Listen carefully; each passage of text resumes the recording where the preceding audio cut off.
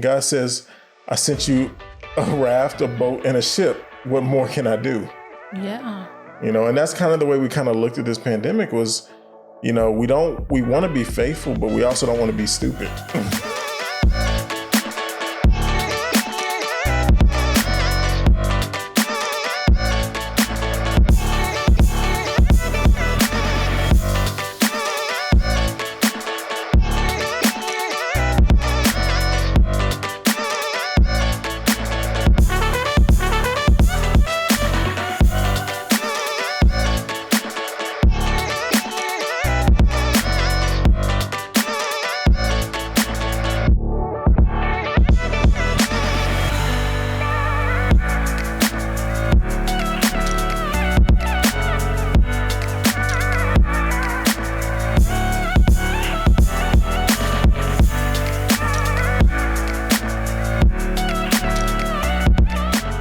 Welcome to The Balancing Act, a podcast that discusses family-related topics from a simple lens of faith while also providing resources that every family can use to have a healthy and balanced life.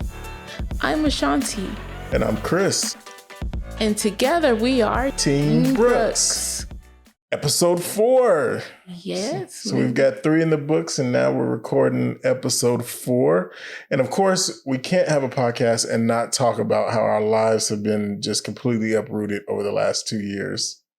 So today we're going to talk about the pandemic, and more specifically, we want to talk about the pandemic through our eyes as parents, and also through our eyes as the eyes of faith to an extent, or through our eyes of faith. And so we hope you enjoy and sit back and relax, get some popcorn, and relive the last 2 years of your life and of our life. So I guess the best place to start would be looking at it from the idea of faith and responsibility. One of the things that we kind of I won't say struggle with, but one of the things that we really had a lot of discussion about in the beginning of this was remaining faithful, trusting God, but also trying to be responsible. There's an old saying, or an old I'm not sure if it's a saying or if it's a parable or what you want to call it, but it talks about a man who he's in the middle of a flood and he's on his roof. And so somebody comes by in a raft or something like that and says, "Get in the raft, I'll take you to safety." And the man says, "No, my God will save me." And then somebody comes by in a boat and says, "Come on, get on the boat and I'll take you to safety." And the man says, "No, my God will save me." And then somebody comes by in a ship and says, "Come on, get in my ship." And the man says, "No, my God will save me." And then so eventually the man passes away. And when he gets up to heaven, he says to God, he said, "Why didn't you save me? I told them you would save me." And God says, "I sent you a raft, a boat, and a ship. What more can I do?" Yeah. And that's kind of the way we kind of looked at this pandemic was, we want to be faithful, but we also don't want to be stupid. So I have a question. Mm-hmm. Is that a Joel Osteen joke? I don't think it was. I heard it before I started listening to Joel Osteen. It does kind of sound like a Joel Osteen joke, doesn't it? Yeah. I bet if you go back and listen to one of his sermons, it was used. I guarantee you, because it is straight up a joke that he would use, right? Absolutely. Sorry. I just had to ask. No, you're fine. You're fine. I love Joel Osteen jokes. I actually look forward to those. I do too.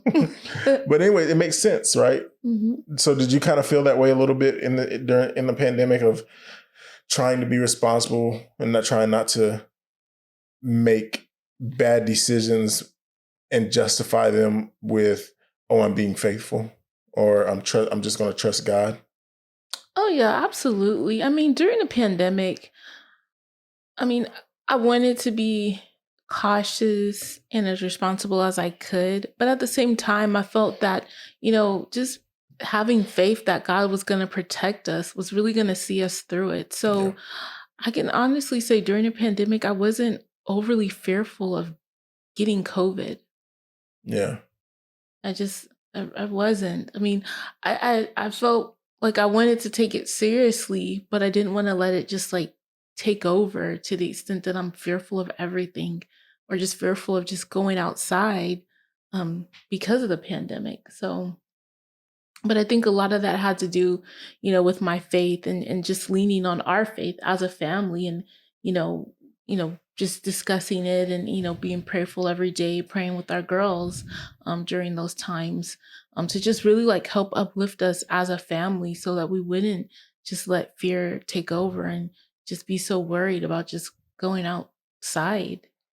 Yeah, I know that was a struggle for me to an extent because I know one of my biggest things was I didn't want to. I wanted to be faithful. I wanted to trust God, Mhm. but there was so much. You know, there was. It seemed like I even saw. I guess for me, I even saw people of faith losing their life during this pandemic. Yeah. And that shook me a little bit because some of these people that lost their life, I knew that they were Christians. I knew that they were people of faith, and to have them lose their life, it's natural. It was a natural question, like, okay, what could they have done anything differently? Did they trust God and went at it? I hate to say this, but were they the man on the house and not taking it seriously? So that was a struggle for me. Mm. I mean, even now, it's still to an extent a struggle. If I'm being honest, I think I've come a long way in that, and for me, it's not for myself per se, but more for my children. I think was my biggest concern because number one, in the beginning, they didn't know a lot about how it affected children. They did know, they were saying, oh, well, it didn't affect children to the same extent that it affected adults. But in the very beginning, that was still kind of iffy, and so forth. So that was number one. I didn't want to bring anything home to my children. And number two, God forbid if something happened to me or something happened to you, I didn't want anything. I didn't want to leave our children without us because I was hearing all the horror stories, and I had to hear the horror stories because if you remember, we had the daycare, Yeah. and so I had to be caught up on what was going on with everything so that we can make an informed decision on number one, are we going to keep the daycare open? Number two, what are the measures we're going to take to keep the daycare safe? Number three, what population is it hitting? Are the children going to be safe? Are the employees going to be safe? All of that. And so I was having to watch the news to learn this because there was nothing at the time. The CDC, I remember looking at the CDC when it first came out, and they didn't have a lot of information about it on there. They didn't have a lot of suggestions. So with taking all that into consideration, did it ever make you say, should we really be open? All the time. And how did you get through that? And what made you what made you feel confident with staying open? Well, we talked a lot about it, and I say, you say me, but we made the decision together. We made the decision together to stay open. I mean, we prayed a lot about it. We really prayed a lot about it. And I felt like God led me to that. Number one, we were going to be okay because then they did start coming out with a little more details of that children weren't as susceptible to getting it, number one, nor were they as susceptible to passing along to others. That's one. And then number two, we did a lot of research into it and learned all the precautions to take, all the cleaning steps to take, and so forth. And so I felt confident in that if we adhere to those suggestions that CDC was giving and medical professionals were giving us, that we could maintain a clean facility. And then number three, I also looked at all those families that needed childcare. So they could because they were provide. essential workers. Yeah. You know, they had to go to work. And so what were they going to do if they didn't have somewhere to take their children? Right. Because a lot of our parents, they didn't have the luxury of working from home. They worked in hospitals and places and stores, places that really needed them to be there physically. So that definitely did have an impact on our decision, so that we could be, so that we could support the families in the community in that way by giving them a place where they can take their children so they could have peace of mind while they go to work. Yeah, that I remember us discussing that and praying, because I remember at one point we were looking at what could we do as a benefit to the community. Yeah.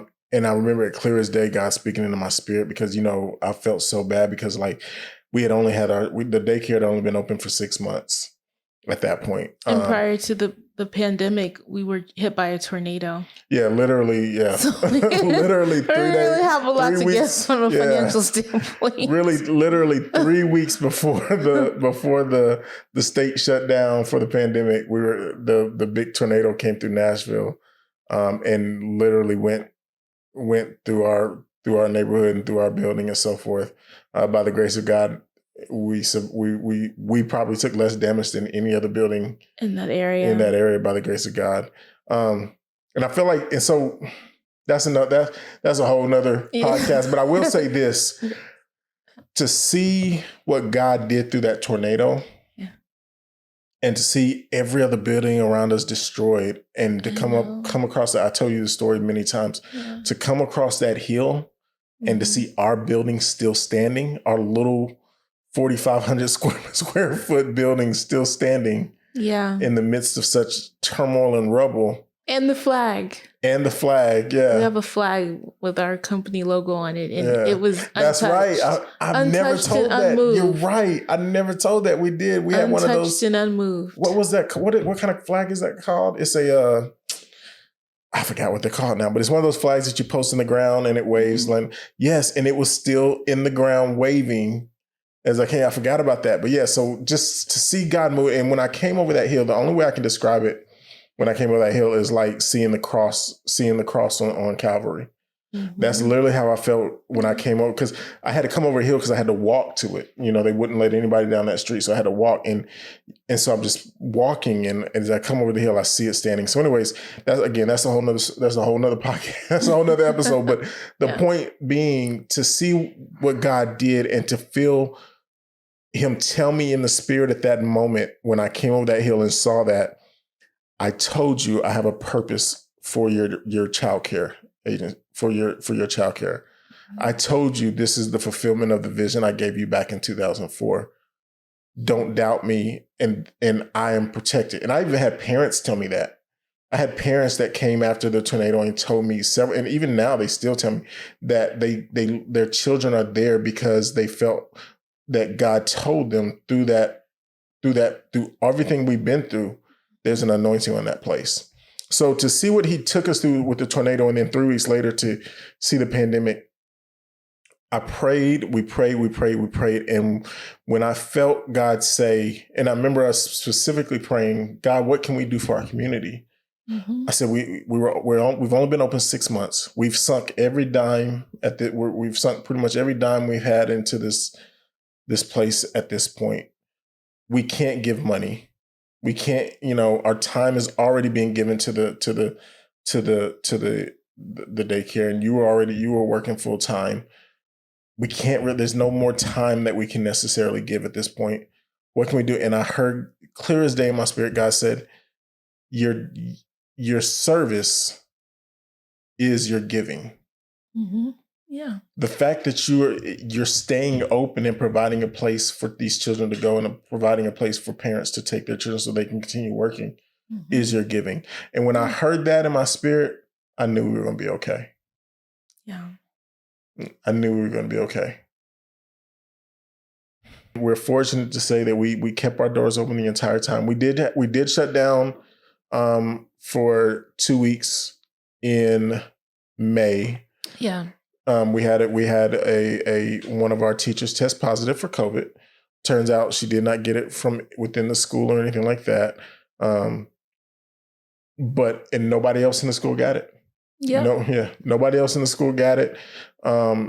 And so we did shut down because at the time they didn't know all the right. Yeah, they didn't know all this. If anyone had an employee, then Yeah, like literally, we called the health department, and their answer to everything at that point was shut down for 2 weeks. 2 weeks. 2 weeks shut down. Everything. Yeah. So we had that, and then December of that same year. So what's that? May so that's 7 months later. 7 months later, we had another case, and unfortunately, this one I think it affected about 3 or 4. Affected 2 children, I think, and then two of our adults. Now, I say affected. Fortunately, they were asymptomatic, so they had no symptoms. But they just tested positive for it, and we did have to shut down for 2 weeks. At that point, we made the decision because it was in multiple rooms.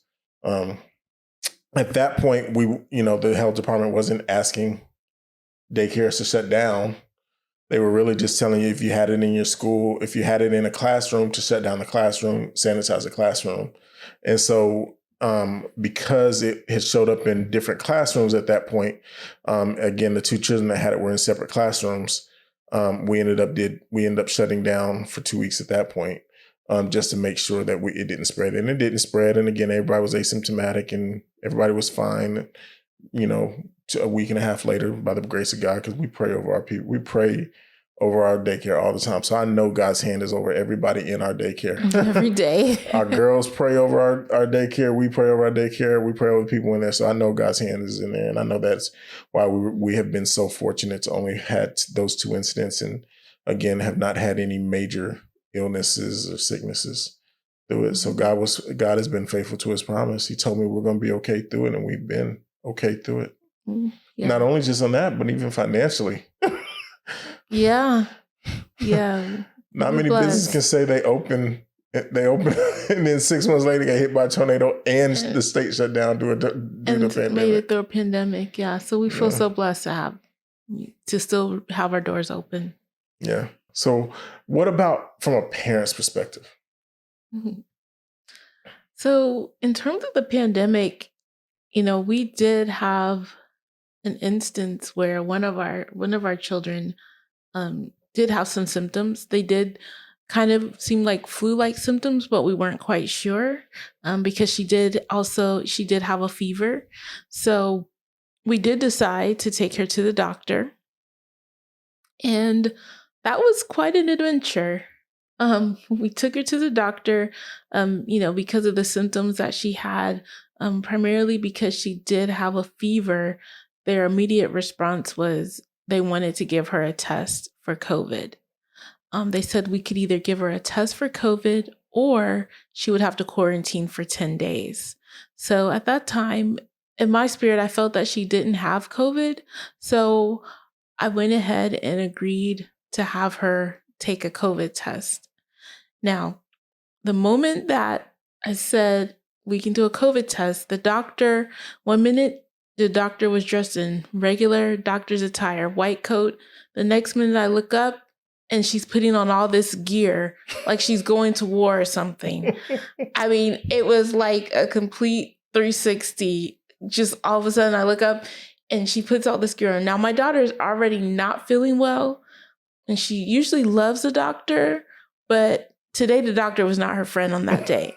So she's already not feeling well. Doctor's putting on all this gear, and then she wants to put a Q-tip up her nose.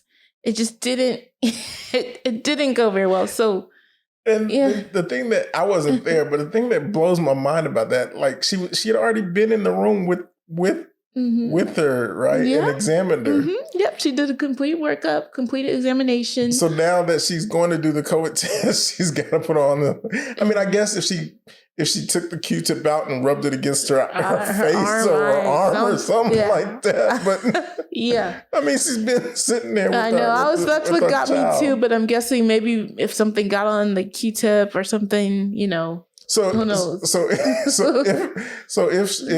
If our daughter did have COVID and so forth, as long as she had on her gear when she did the test, she was okay. The doctor was okay. I can't say that because she had been in there with us for a few minutes. That's the logical conclusion, right? Not for me. because she had already been exposed to us. We, at that moment, when the exam was done, she wasn't wearing a mask or anything. Maybe that's why they call it practice. Because I'm like, if you're going to wear all the gear to do the test. Yeah. Oh, yeah. But you've been in contact for the past 15 minutes with this child. Yeah. So. Okay. Anyway, sorry. I didn't mean we're not medical professionals. I don't know. Yeah. So in that moment, when the doctor, took the long Q-tip out to do the test, my daughter was like fighting. She was very strong 3-year-old at that time. She was kicking, moving her arms, legs, everything. I didn't realize she was so strong, and the doctor didn't either. So finally, I had to hold her down, and the doctor was able to get a sample. And so they told us, they'll do, they took the sample and they said, we'll give you a call as soon as we get the results. So once we got that done, we did get a call. And I was just relieved that she didn't have COVID. I knew she didn't have it, but just to get that confirmation, it was a good feeling. And I don't ever want to make my child go through that again. Yeah, I know we had that scare that one time. And I know, I had parents that had asked me, if their child had symptoms or something like that, what to do. And, it's one of those, you got to make that decision at that moment. But I know I had several doctors that, well, not several, two doctors that their children go to our school, and they flat out told me, they said, we suggest if your child has symptoms that you don't, and this is not medical advice. So I'm not giving any medical advice. I'm just saying what I was told. But they were like, just do the quarantine. Because at the time, there was not a vaccine for it, number one, which if they had it at that point, if you have it, it's too late to take the vaccine per se to get rid of it. But there wasn't any kind of medicine you could take to lessen it or to do anything to help with it. So the doctor's response was to rest. The doctor's response was rest. So she said, if your child is displaying those symptoms, just keep them home. And at the time it was 14 days of quarantine, because they've lowered it to 10 days without symptoms now. But they said just keep them home if they've had the symptoms, or if they've had been in contact, primarily if they've been in contact, just keep them home under quarantine. And we've done that. Anytime, I think the daycare that our children go to now, they've had some scares. At least 3 times. At least 3 times. And, and unfortunately, our children weren't displaying symptoms, but we were like, I'm not taking them to get tested. They're just going to quarantine for the amount of time they're supposed to quarantine. Because at that time, we already knew that they weren't going to be able to go to the daycare center. So we didn't really see what the gain was to take them to get tested when they're already going to be under quarantine and keeping an eye on them. Yeah. So, because it's just, after I heard what happened with our daughter, I was just, that's just traumatic. Yeah. I wouldn't want to put a child through that, And so, yeah. How did you feel at the moment when you saw your child kicking and screaming? How did that make you feel as a parent? Oh, I felt terrible. I really, at that moment, I didn't really feel like I had much of a choice. So, I just felt terrible that, she had to go through that experience. But, she's fine. She's healthy. We made it through. But in that moment, I did feel pretty terrible about it.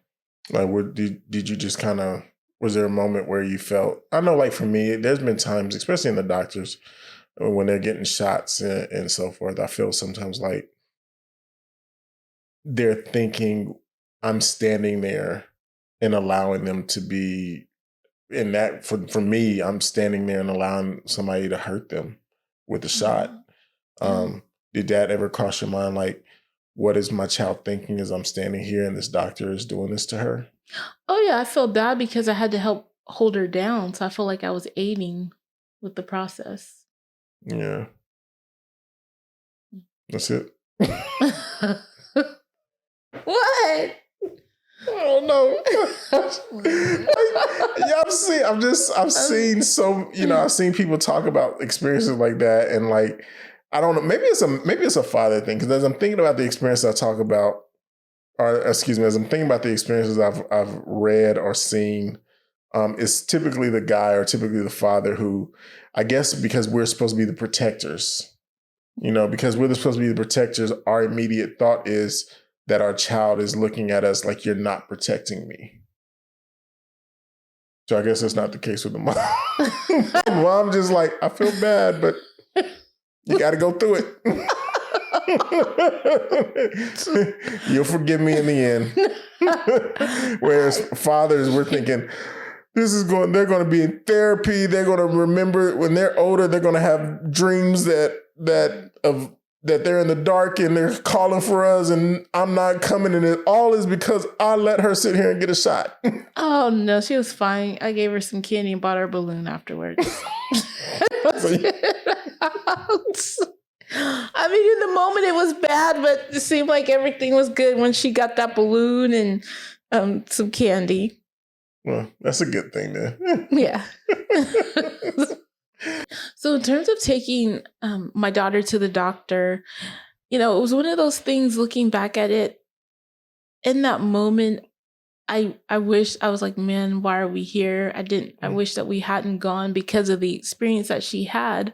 But at the same time, I didn't want to not take her to the doctor, and there actually was something wrong that we didn't fully see or realize. So, it's one of those things, you just kind of have to go with your instinct and, do what you feel that you're led to do. Do you think we ever got COVID and didn't know it? Yes. Why are you laughing? What's funny?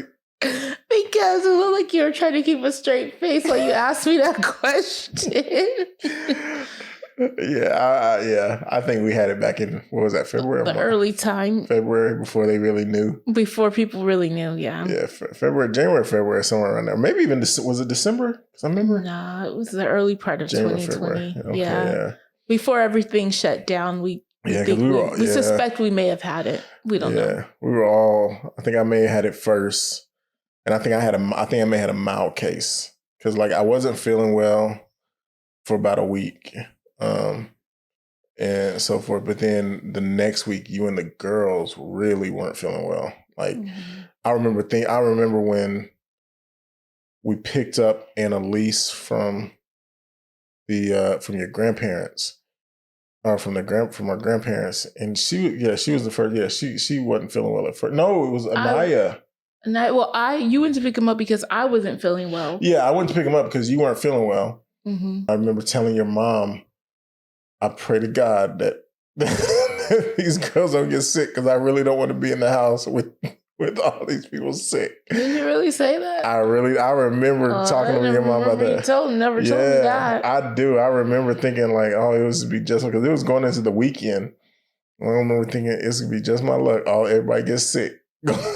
And sure enough, everybody gets sick going into that weekend. So yeah, I think that might have been, because it was the symptoms were all there, and nobody knew what they were and all that. So I think a lot of people probably had and never knew they had it. Yeah, but do you ever ask someone that and people get a little quiet on you?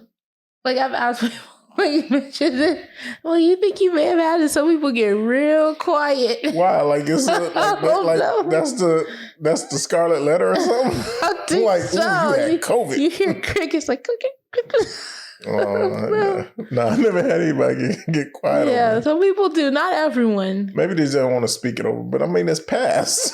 Like I wear it like a badge of honor. Yeah, I think I had COVID. Hey, it made me. Maybe that's why I wasn't as fearful, because I'm like, well, I already had it.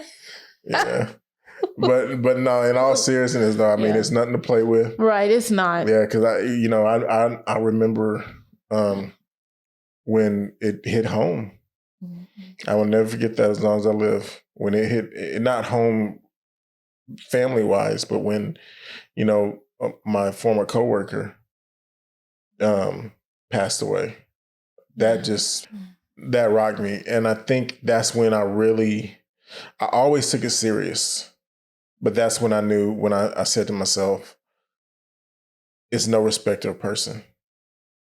It was no respect of person because this guy, he was, I think he was 49, 48, 49, much like me, kind of, um, probably even a little healthier than I was, but lifestyle was kind of the same. We did the same job, had the kind of the same background.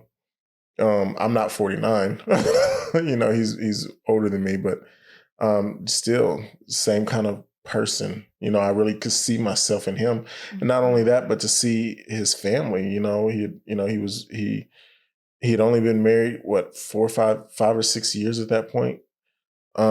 And he had his bonus children, that he was just so involved and so happy to be a part of their life, and everything in his marriage was so great. And to see what happened just completely rocked me because he had gotten out of the hospital. He had COVID. Had literally got out of the hospital. He was in rehab. And was in rehab and had a blood clot. So I mean, he didn't die from COVID. Right. Per se, but now that they've kind of made the determination that one of the things with COVID, complications with COVID is that it can thicken your blood, and cause blood clots. And that's exactly what happened to him. And at the time, they didn't know it. They weren't prepared for that. They sent him to rehab, and they weren't even monitoring it. And then the first night in rehab, he threw a blood clot, and it's just so. When I know when that happened, it changed my perspective. It really changed my perspective of it could have been me. Yeah. And then, to see that happen, and then it's just, so it just changed my perspective. Yeah, that was tough. I mean, I can still actually I remember seeing him, in the store. Very, very nice person. Yeah. And just yeah, great guy. Great guy. So going back and revisiting keeping the preschool open.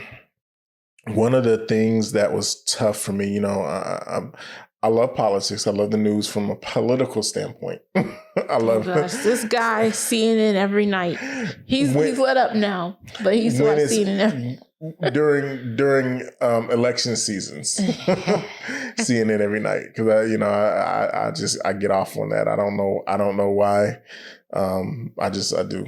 And so, but I will say, other than that, I'm not a big news person. I don't really watch a lot of news, but in this case, I had to, because I had to know what was going on in the news. Mm-hmm. And so it made me think, how much news is too much news? I mean, in terms of that, I don't think that we should live watching the news day and night. I think watching it just enough to know what's going on, but not just letting it just overtake your whole life, because it can become too much, especially during the pandemic, because there was a time where like every time you turned it on, they were talking about how many people have died, or there's like a daily count of the number of people with COVID, in the state, in your county, the death total of the day. And I mean, these reports, they were happening like throughout the day. And I remember like sometimes I would watch it, and then at one point I'm like, this is just, it's too much. It's too much. I don't want to be so consumed by this. So I just said, I'm just going to maybe look at it once a day, just enough to know, what's going on currently, but I'm not going to watch it throughout the day. And that helped, because it just became too consuming. Did you experience that, or? Oh yeah. Definitely. I was never consumed with the death count per se or anything like that.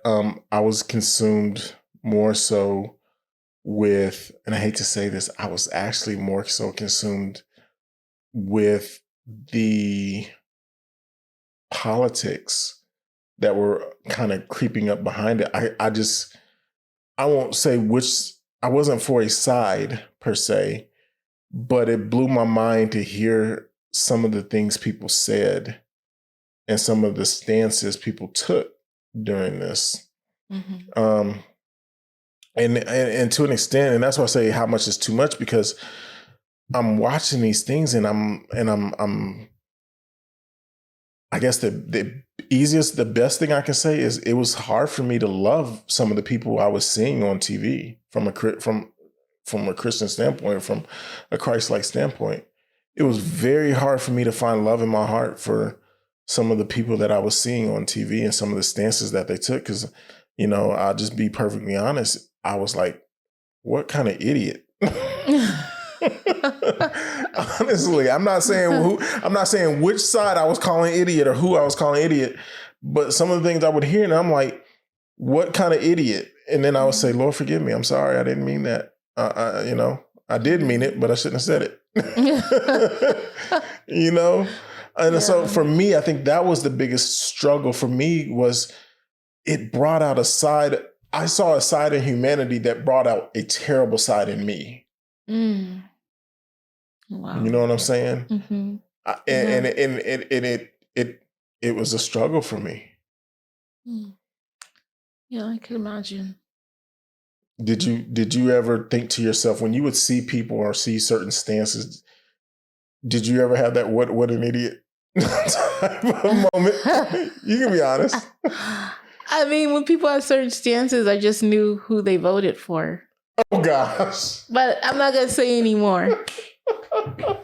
That was close. I think that was the closest you've ever come. That's usually me that gets that close. I mean, for me personally, I really didn't look at everything in the pandemic as political. I tried to look at it as what's going to keep me and my family healthy, but everyone doesn't have the same viewpoint. So that was a struggle for me. And it still is a struggle for me to understand, because I'm just thinking in terms of health, and, I'm not thinking about the political side. I just want to do what I need to do to stay healthy for myself and for my family. I tell you what's crazy, because it's funny. This was just last night. We were laying in bed, and not last night, night before. Sorry, no, it wasn't last night, because it was Sunday night. And we were laying in bed, and it was This Week in Politics. Mm-hmm. And I don't really watch it, but it caught my attention because it said This Week in Politics, and then the very first thing it started talking about was booster shots, vaccines, and then how things are going in the pandemic. And I remember thinking to myself, when did saving people's lives become politics? Yeah. Really? Yeah, I didn't mention it to you when I was sick, because I didn't want to get in a big discussion about it at the time. But I was laying there and I was thinking, when does saving people's lives become political? Become This Week in Politics? Wow. Yeah, really. And it just blew my mind that in the middle of the pandemic, it's all about politics. And you even said it. I mean, even in us, we're not immune to it, because you said it yourself. You knew who they voted for. So we're not immune to it. It's political. It is. And it shouldn't be. Right. It shouldn't be political. Mm-hmm. I shouldn't base who I'm voting for on necessary, and I don't know, maybe this is my opinion, forgive me, but I don't feel like I should base who I'm voting for based on whether they're trying to save somebody's life or not. Yeah. Yeah. So, anyways, I know we're not going to get too political. So I'm going to stop it there. But yeah, it just blew my mind. Yeah. So yeah, sometimes I think news. I'm not one of these people that is going to blast the news. I'm not one of these Christians, because I think it's a big movement in the Christian faith, or evangelical faith, I should say right now, to blast the news and say, you shouldn't watch the news ever, and that, the news, there's no good news, and the news is trying to scare you. I'm not of that mindset. I believe that the news was actually born out of a good premise of trying to get the facts out there and keep people educated, especially in our world. And I say our world, but in minorities world, where for so long the truth of things were kept from us. We weren't allowed to learn. We weren't allowed to know what was really the truth. And so to have, an organization try to actually get the facts out there. So anyways, so again, this is not a pro news. This is not a news bashing. But I do think that sometimes you can be bombarded with too much bad news. And I think sometimes even the news takes a heavy slant towards one way, depending on what news you watch. I think it takes a heavy slant towards one way, and unfortunately it can shape your thinking. So I think you do have to be mindful of that now. Oh yeah, absolutely. So during the pandemic, or the last, I would say, year and a half or so, we've spent more time than ever at home with our families. And, there are benefits to that. But one of the things that we really wanted to do for our family was we wanted to still, stay active. And also we wanted we didn't want our girls to feel like they're being isolated from the world. So we try to incorporate different activities that they could do so that they could, feel like they're getting outside and seeing people, but not actually interacting with them. We just put them in the wagon and pull them around the neighborhood, and, it gave them a chance to kind of see some of the neighbors and people without getting up close to them, but just, getting some fresh air and just seeing people, because, there were times where it just felt like we were just so isolated and we only saw like a few people. So it was good. And, their eyes did get pretty wide, when they saw people, but it's okay. Like they never see people. Yeah. Maybe that's why Annalise says hello to everybody now. I think that's just Annalise. She did that before the pandemic. Oh, okay. Yeah, she did. When she was a baby, when I would take her out, she liked to blow people kisses and all of that good. So she's always been pretty friendly. Gotcha. So what? Tell me about the first, because I know you took them first before I did. Once things kind of eased up on the pandemic, how did they react the first time you took them out to the store after having been isolated and not going to the store for it was over a year at least? Okay. So when I took them to the store the first time, it was a grocery store, and when we went inside, because, grocery stores are pretty well lit to display the products, the food, the produce. Their eyes got so wide and excited. They thought, you would have thought I took them to Disneyland or something. They're like, wow, this place is great. I love this place.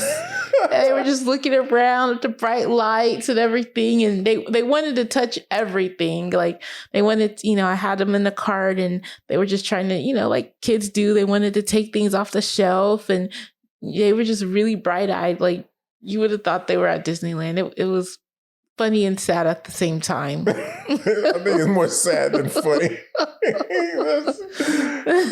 Were there any other kids around doing the same, or you were so just noticing our children that you didn't notice? I didn't notice really any other children. I just saw what they were doing, and and then when we were checking out some of the store clerks, like they gave them stickers and everything, so they loved that. So that just was like icing on the cake for them, when they went to the Disneyland grocery store. The Disneyland grocery store. Yeah. That is funny. I know the other day when we took them to IHOP, that morning, that was like again a kid in a candy store again, just being able to go out and eat because they hadn't been out to a restaurant in so long. Oh yeah, that's true. That was fun to watch their eyes just light up to go in IHOP. I think it made IHOP feel good. I think it made the workers at IHOP feel good to see children so excited to be at IHOP. Yeah, and our youngest daughter, we're trying to figure out if she likes to watch people because the year she was born was the year going into the pandemic, so she hasn't been out as much as our older daughter. But when we go out, she loves to just stare at people. And she will stop everything. She will literally stop everything to stare at people. We went to the zoo. Big old giraffes coming right up to her, and she's staring at people. Like, what is that? So we're trying to figure out if it's because of the pandemic and she hasn't been exposed to the people, or if that's just who she is, a people watcher. Yeah, I'm like sitting there holding her, and I'm like, Anaya, look at the giraffe. Look at the giraffe. And she like refuses. She is looking at people. Yeah. I've never seen anything like it. And like she will stop in the middle of a crowd and just stare at people. It's the funniest thing. It really is. Yeah, it's pretty funny. And I wonder, you all can write in and let us know, have you experienced this with your child? Have your children like to stare at people because they were born going into the pandemic or during the pandemic? And what's been your experience? We love to hear from you. I keep saying this because of your mom. Because your mom is a people watcher. I think that's where she gets it from. Maybe. But yeah, definitely let us know if you've experienced that with your children and so forth, and if you feel like it's just a cause of the pandemic, or excuse me, not a cause of the pandemic, but the effect from the pandemic. So once the vaccine came out, where did you stand on it? What was your opinion? No, we're not. Okay, so let's back it up. Not once it came out. Once they started talking about the vaccine and they started pushing, saying, okay, in the next couple of months, this vaccine is going to come out. Where were you at that moment? Where was your mind at? My mind, I wasn't sure. I wasn't like wanting to immediately get the vaccine because I wanted to learn a little more about it. And honestly, I still feel like I'm still learning about it. I think they're still learning about it. Yeah. They got the boosters now. Right. But my initial reaction was, I'm not sure if this is what I want to, if I want to get this. What about you? Very much the same. Yeah, my initial reaction was very much the same, as I'm not really sure, especially again, being people of color. We've heard the horror stories, was the Tuskegee experiment,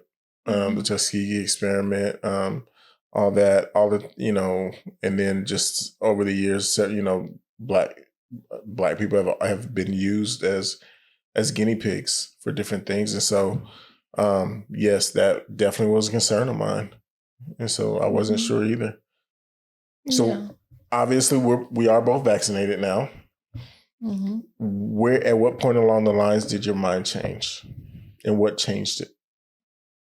So in terms of my decision to get vaccinated, I was just observing, what was happening to the people that had already been vaccinated, while also learning more about the vaccination and that you are getting the virus, but if you do get it, you shouldn't have as a severe case, because it's my understanding that you could still get COVID if you have the vaccine, but if you get it, it's not as bad, kind of like the flu. So hearing that, and then just wanting to have more of a sense of normalcy close to the pre-pandemic, I decided, okay, I think I can go ahead and get this. And, that's what I get now. I did pray about it too as well, because I did feel like it was a big decision. So I did pray about it. I talked to Chris about it. And, that's how I came to my decision. Yeah. Very much the same for me. I say it was, but actually I think I came to the decision to get the vaccine before you did. Because I had actually decided to get the vaccine before it had become available to my group, which my group was daycare workers and teachers. I had actually made the decision before then to get the vaccine. So there wasn't a lot of people to see, okay, they were okay. I think for me, the decision really was a lot of prayer.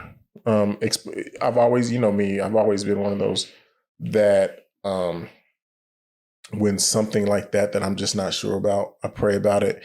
And whatever I feel in my spirit in terms of where I'm comfortable, if I feel a peace about something, if I don't feel peace about it, I'm not going to do it. But if I feel peace about something, I'll do it. And I think that's where ultimately my decision came from. I was praying about it and I felt peace about getting the vaccine. I felt a sense of peace. And so I decided I was going to go ahead and do it. Now, I didn't at the time. I thought at the time I was supposed to, because I didn't get it.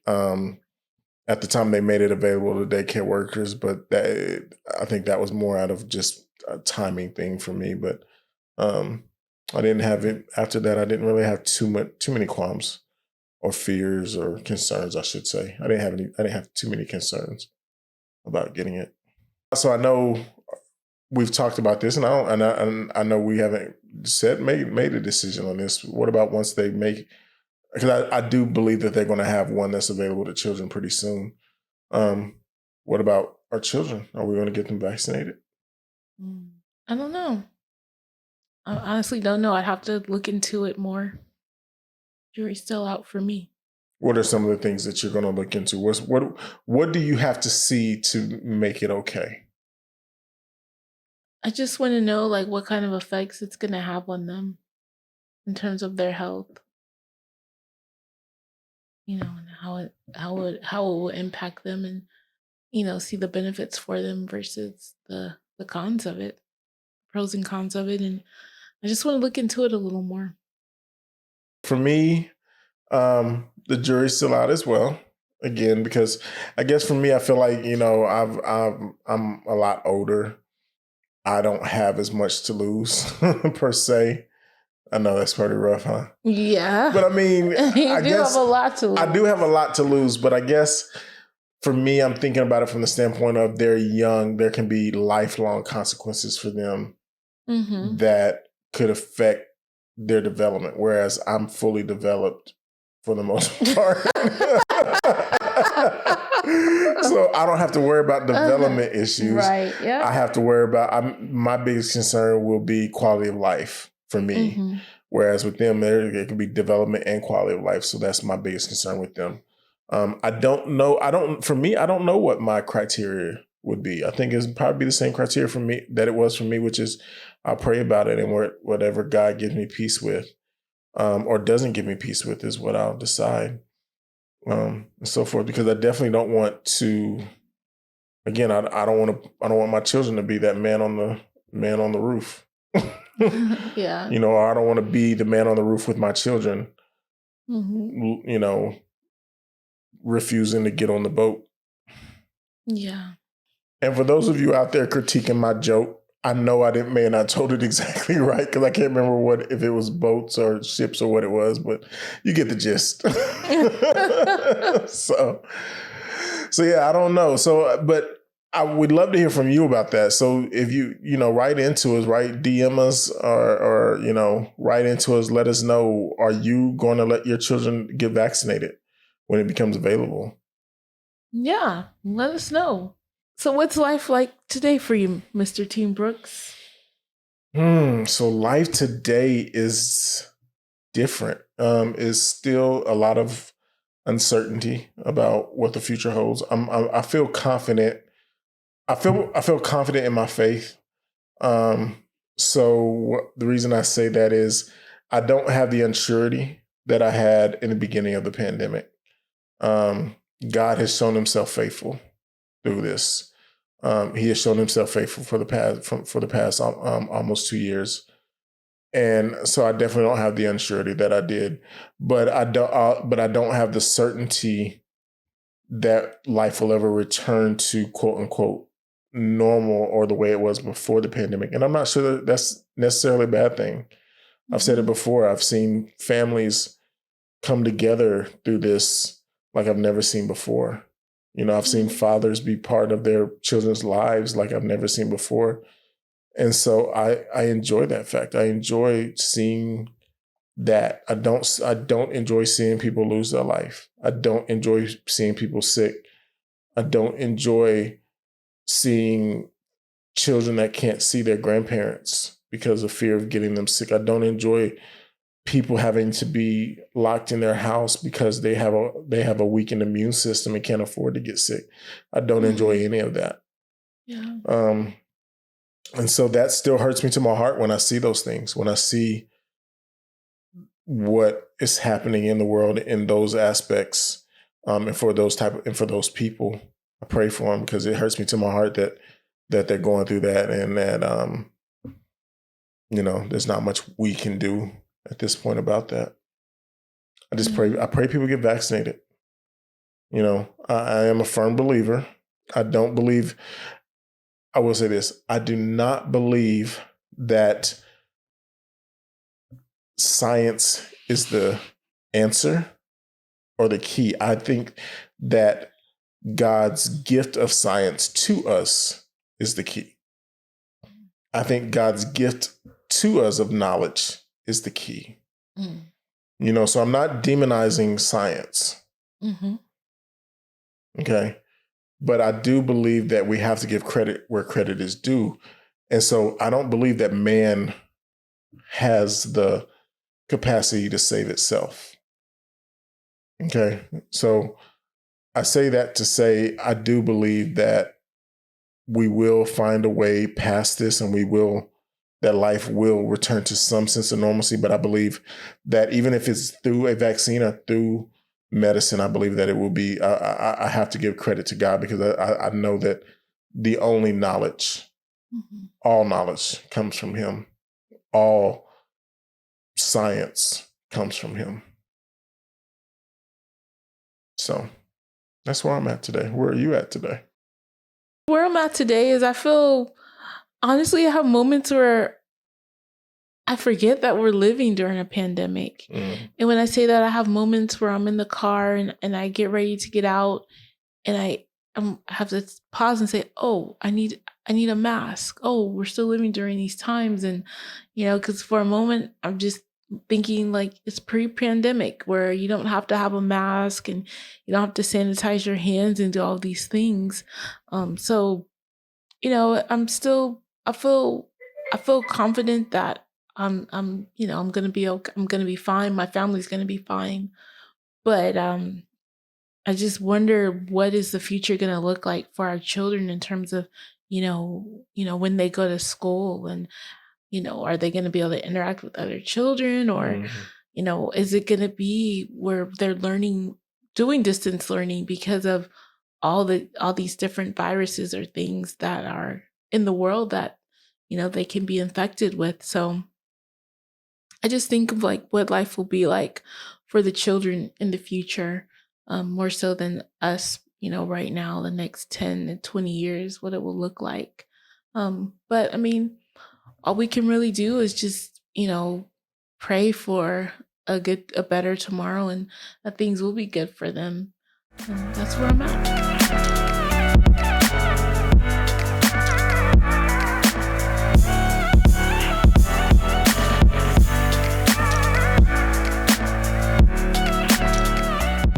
Tip of the week is make workouts a family event.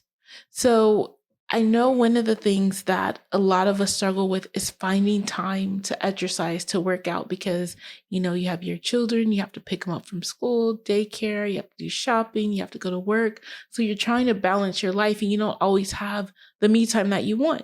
So how about trying workouts together with your children and your significant other? And when I say that, you can do this with your children of any age, from newborns to teenagers. And, if you have like a young child, like an infant, you can, put them in their stroller, and you can go for a ride around the neighborhood, or you could have them sitting with you while you're doing push-ups or sit-ups. If you have toddlers, you can do some dance time. You can play some music and move around together and make it fun. I do that with my girls. You can put on a YouTube channel and look up exercise workouts for kids and families and do it together. And it's fun. The kids love it. I've done that. We've done it with our girls.